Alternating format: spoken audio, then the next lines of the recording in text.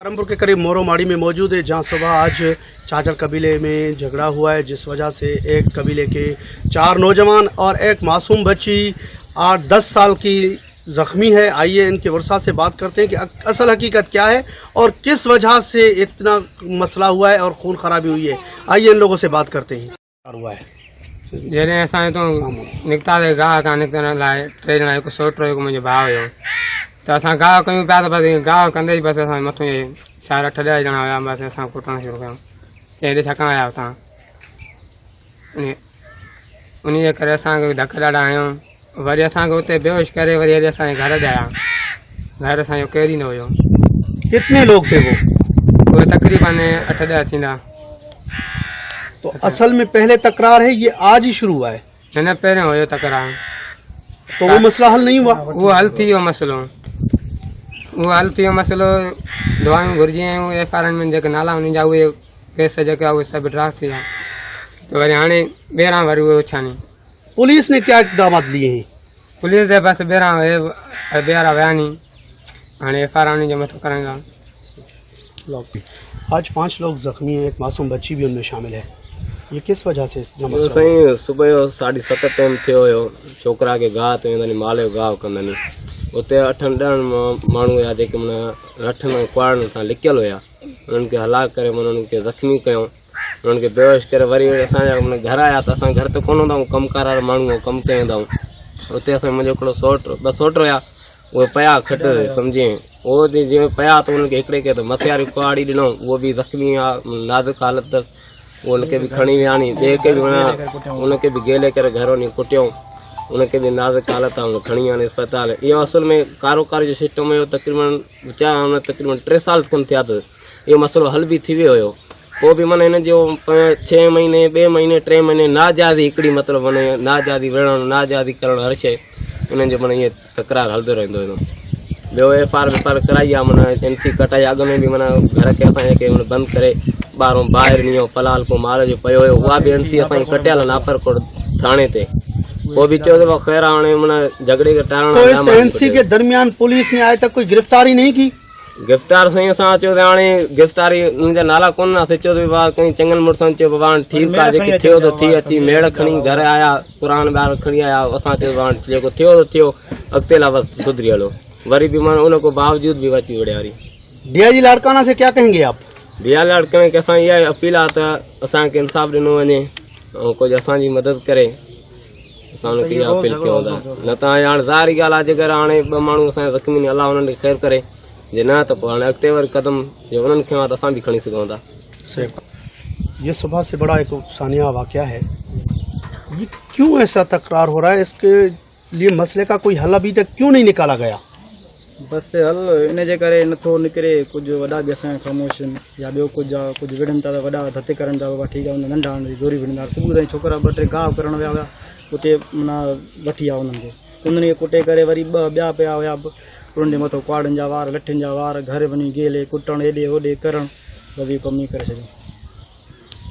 नहीं लिया हमने हर वक्त दिलचस्पी ली है, लेकिन वो जो छोटे बच्चे हैं वो शरारती बच्चे हैं, हर वक्त शरारत में ही वो मुब्तला होते हैं और उसको किसी रिश्तेदार की परवाह नहीं है, किसी के ये लोफर लोग हैं। हम तो DIG साहब को कहेंगे तो आप ज़ाती स्पॉट ले लें और इन लोगों को ज़ाती लेवल पे इंक्वायरी करवाएं। इंक्वायरी में जो भी सज़ाए मुस्तहक हो तो उनको सज़ा मिलनी चाहिए। ये 3 साल से ये कारोबारी का निज़ाम चल रहा है, तो ये नाजायज़ खामखा शरारतें चल रही है यहाँ पे। ये शरारतें अच्छी नहीं है। ये हमारा गोठ जो है शादो आबाद है, हर वक्त ये कभी डाकुओं की घेरा होता है, कभी किसका होता है। और अब इन लोगों ने आपस में ये लोफरों ने लड़ा दिया है इन लोगों को। ये लोफरों को बंद करें और सही माना में सही आदमियों को इज्जत देवें और उनको प्रोटोकॉल देना चाहिए। जब बाहर गड्ढो या सटरा तो हम उतड़े आया, ये 5-6 जना लठ में खणी करे उतड़े मुझे भान के कुटियों को मां जे मथो फिरियों तो मुखे भी लठाया। कुट कंदा पिया से कुट कंदे खबर न पई हमलो थी।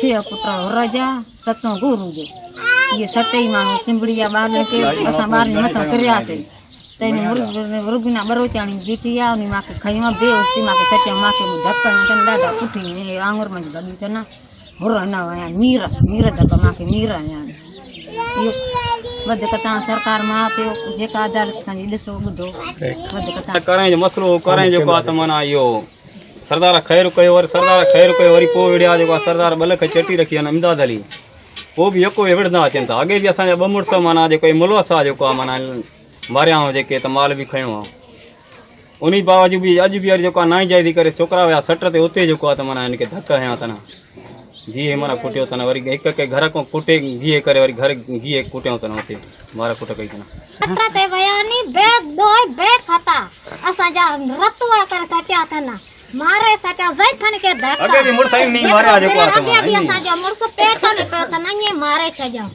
असांजा कहीं न ॿुधी असांजी हाणे बि असांजा ॿ बेगड़ा भाई पिया असां हथ विझूं पिया असांखे डंडियूं हणनि पिया लठियूं हणनि पिया असां बांह ॿधूं पिया असां क़ुर खणूं पिया बांह ॿधूं पिया त असांखे तव्हां छॾायो असांखे छॾनि न पिया असांखे ज़ोरी मारनि पिया असांजी गाल करे असां धां कयूं पिया गोटारनि खे चऊं पिया अचो असांखे छॾायो असांखे छॾाइनि न पिया मां बीठी मां चयो मां मुंहिंजा बेग न मार उन लटणे पोइ मां किथे कोड़े मूंखे मुकाए मां ऊंधो करे अचई वरी मां उची मां मूंखे ॿेरा पुटे डंदरे ऐं मूंखे जेको गेले मूंखे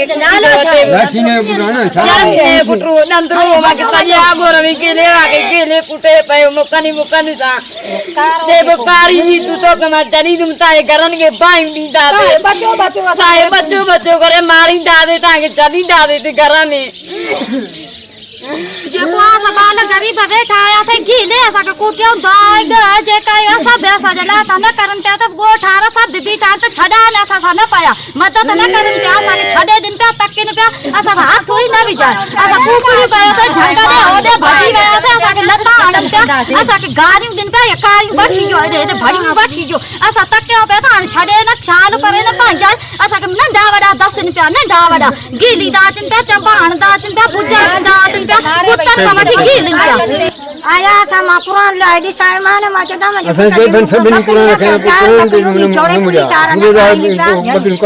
न छोड़े गाॾी में विझी ॾिननि मूंखे क़ुर हथ में कच्छ में क़ुर मेड़ अथव न छोड़ियो असां ग़रीब मिसकिन मुंहिंजा वीचारा तगारी खाईंदा नी थोरे घणे घर बि असांजा कारा कयूं हिन बि असांजी कयूं लिया बि असांखे पुट कुझु बि न कयूं असां न अचूं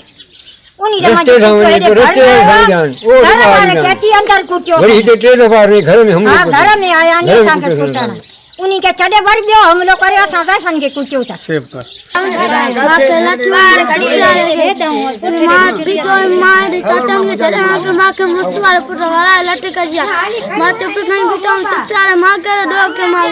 हाणे लट मां चुप कई बीठो आया त लटे चुप